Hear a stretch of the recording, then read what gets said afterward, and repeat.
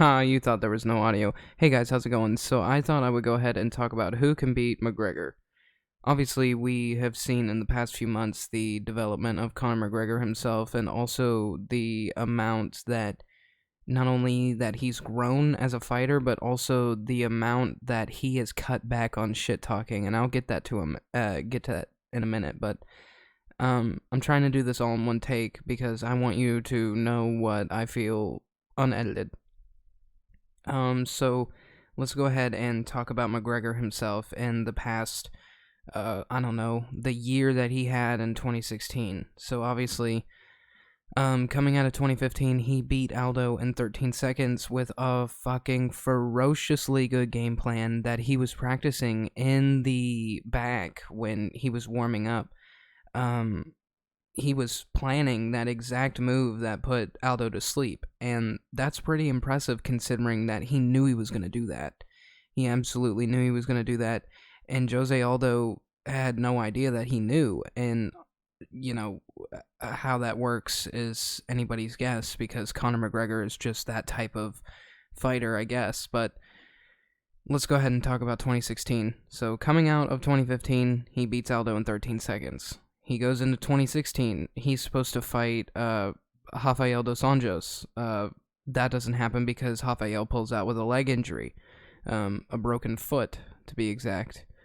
People thought it was fake. They thought he didn't want to fight McGregor. McGregor looked fucking scary. I mean, he was at his prime as being fucking terrifying, and I think that threw Rafael the wrong way, and it also threw the fans the wrong way that he just unexpectedly pulled out, but he definitely did have a foot injury. It was definitely broken. He definitely needed to take some time off. However, Conor was supposed to fight for the 155-pound belt in that fight, so that meant that he just lost out on a title opportunity. He knew that Rafael was going to be out for a long time considering that foot injury, so I guess his determination to get a second belt was thusly shattered, so he decided to fight Nate Diaz, which was a late replacement.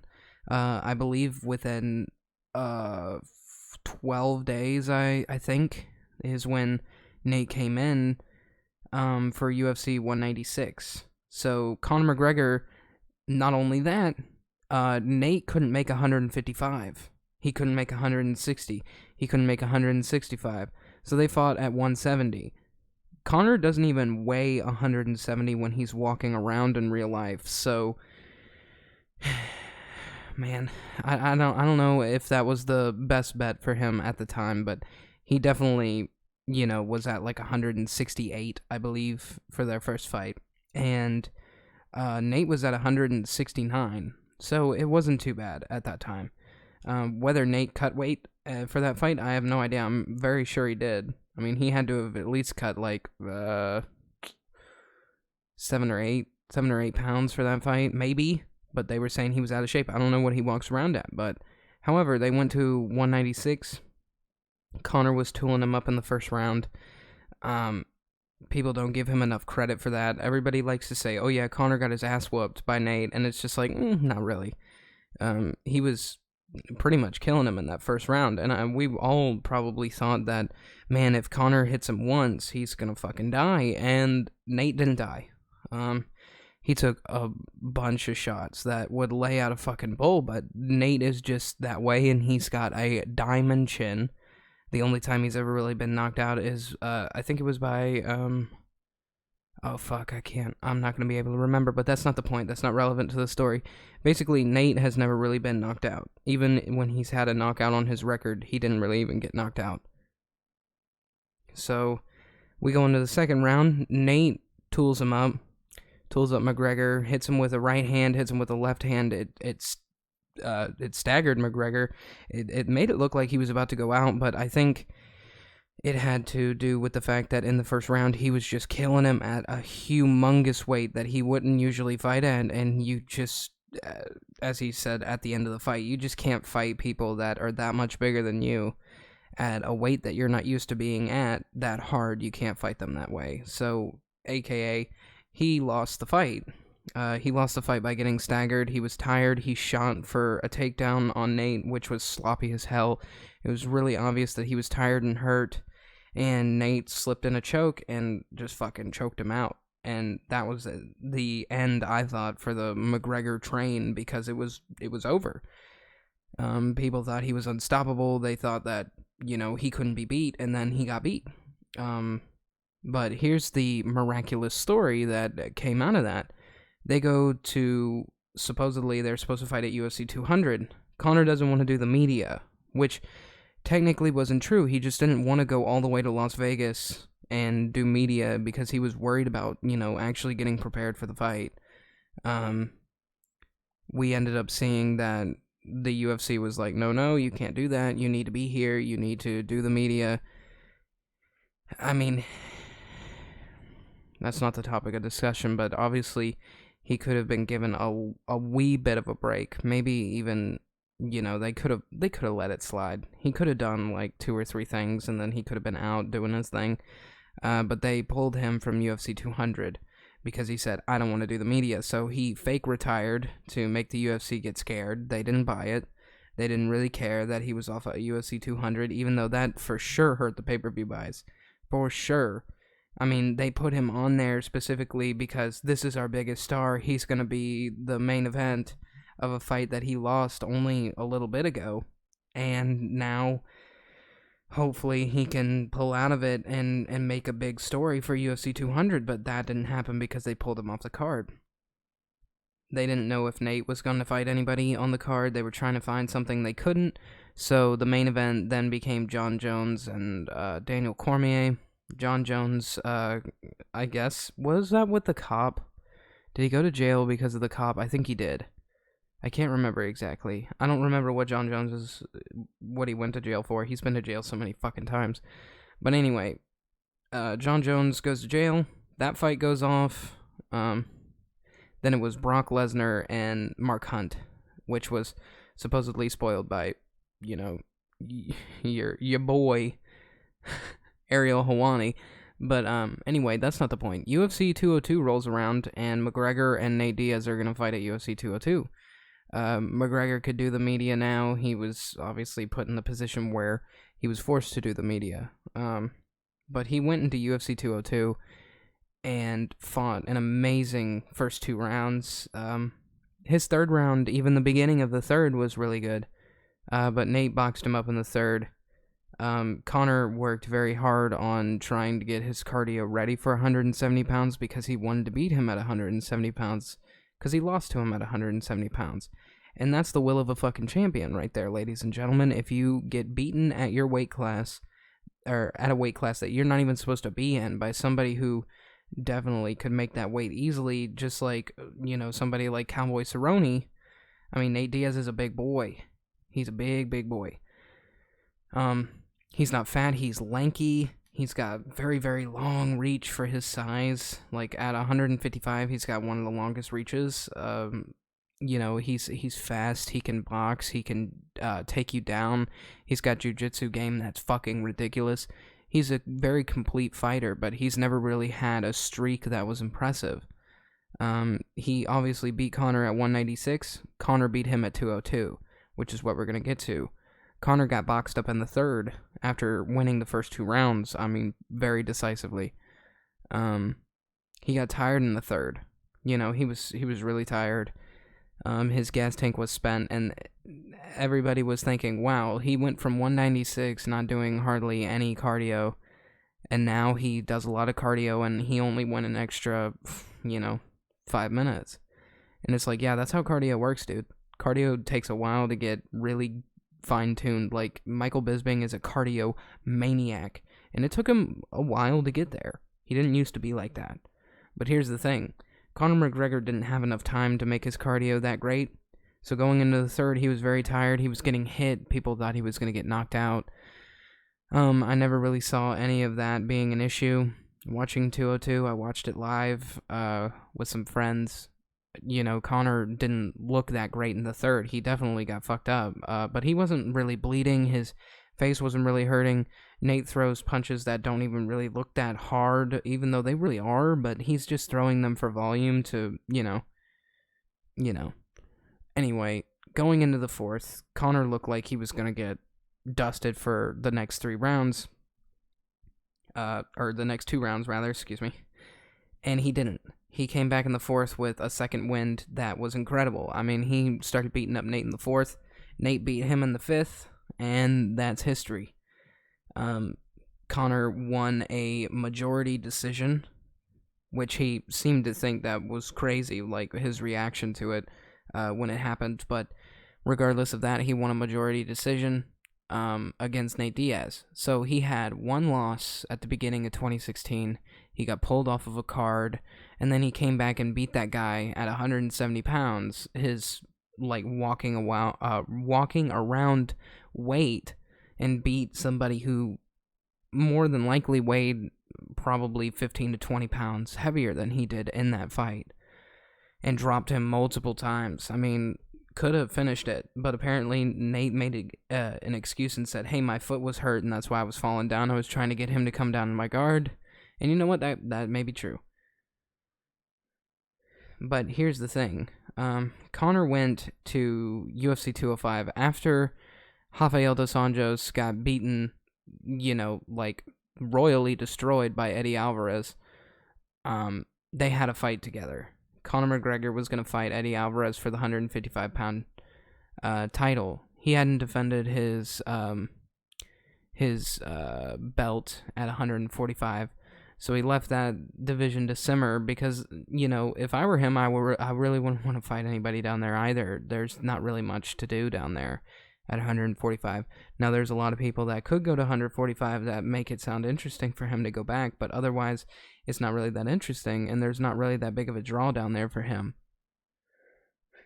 But here's where it gets kind of weird, is he goes to 205, and I mean, just dusts Alvarez. Dusts him.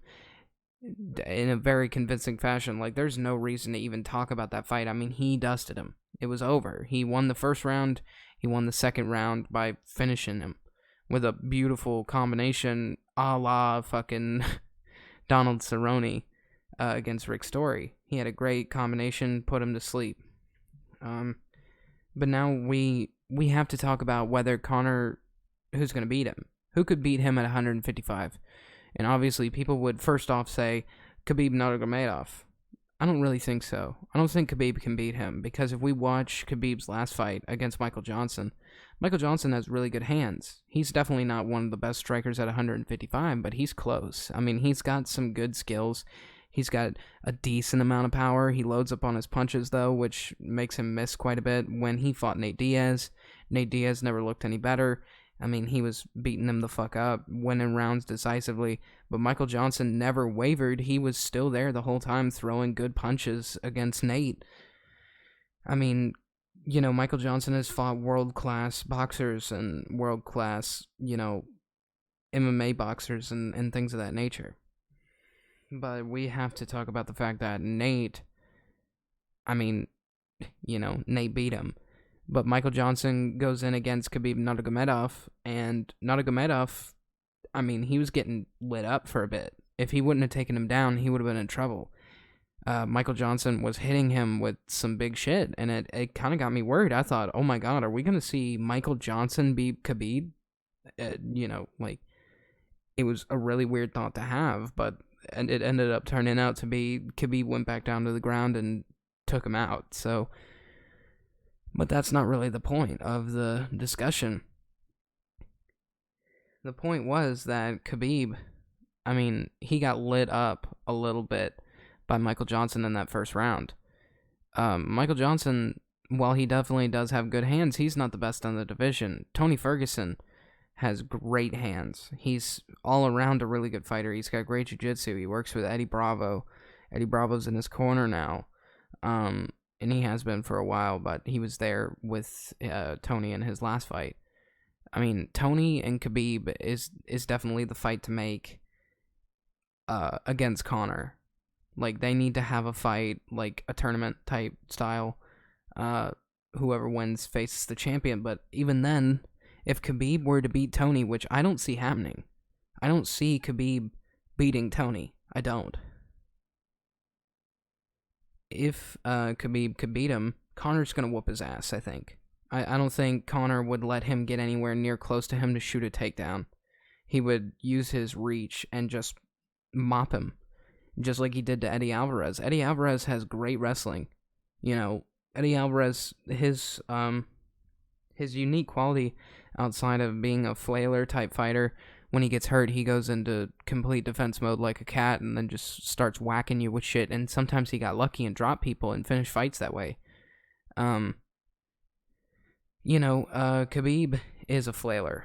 Khabib will flail, I'm sure, if he gets hurt. He shoots when he gets hurt. Conor fought Alvarez and destroyed him that way. He hit him with some shit, dropped him in the first round, and Alvarez was like, oh fuck, I forgot my game plan, and started coming to the right into Conor's power left. Conor has that ability about him of jacking you up and then finishing you because you got confused and you don't remember what the game plan was. He makes you panic.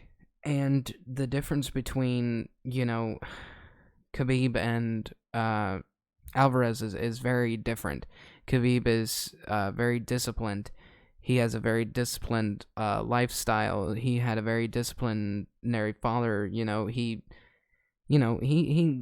grown up in that lifestyle. So I don't see Conor beating him because, Khabib pulled an Alvarez. I think I see Conor beating him because he's just got monster power, and it doesn't really look like Khabib knows what to do in that instance when he's getting hit, aside from, obviously taking somebody down, and that's his strong suit. But regardless of that, Conor beats him.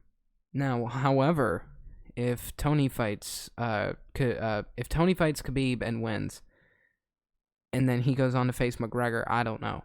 That's a fight that I think Tony could win. Tony could win just by point fighting. But then again, it's so hard to say that there's going to be somebody who could beat McGregor. Maybe, actually, this may sound fucking crazy, but Cody Garbrandt could probably beat Conor McGregor if he went back down to 145 and he saw that window of opportunity opened. Cody Garbrandt could probably beat Conor McGregor because, he made Dominic Cruz look like a baby in there. Made him look like he wasn't world class. Made him look like he was, an amateur. And Cody's so young and he's got so much to learn, but so does Conor.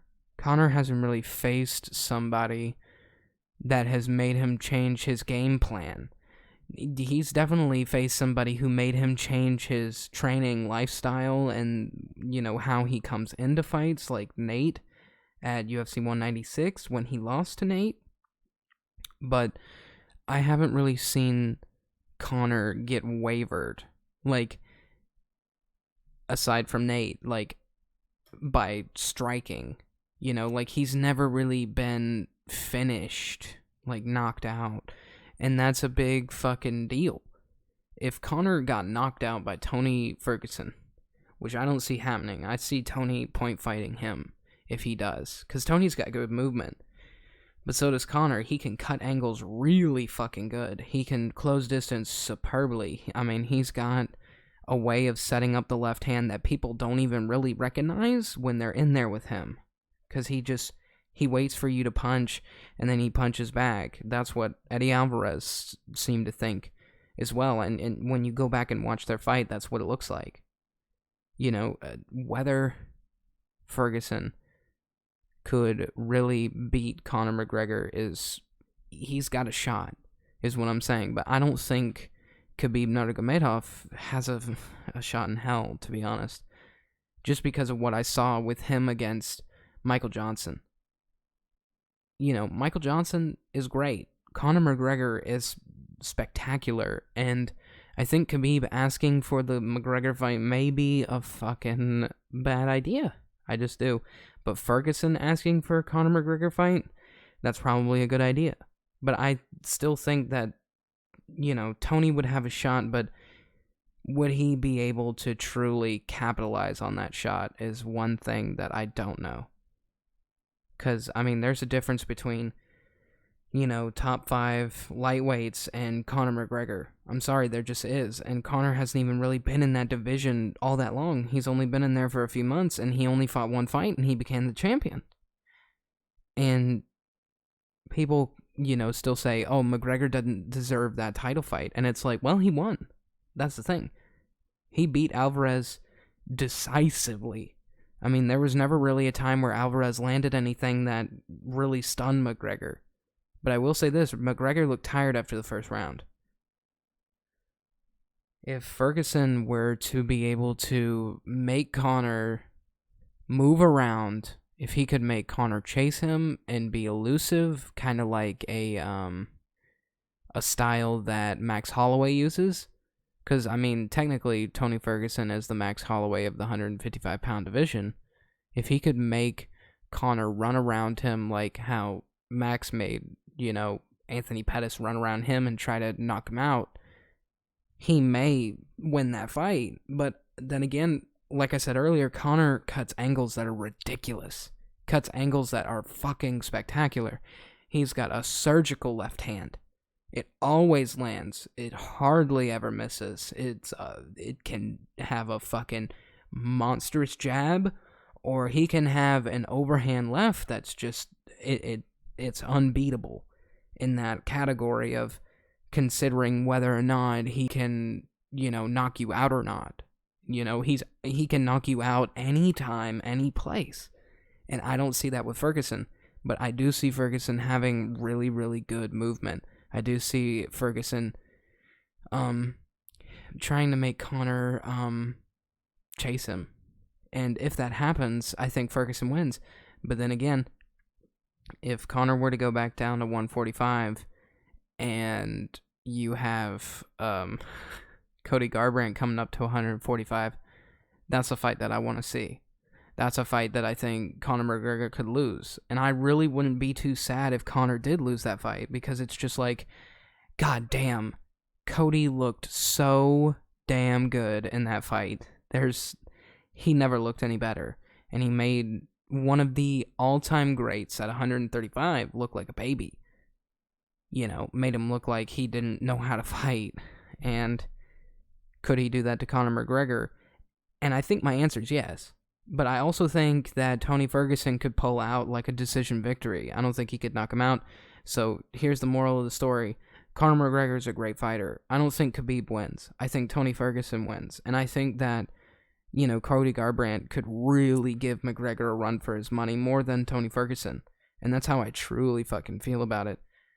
But, Cody Garbrandt's stock would go way higher if he beats TJ, because TJ fucking destroyed Assunção at 200, and then, I mean, I've never seen such a tactical victory on any fighter ever, like how Dillashaw did against John Lineker.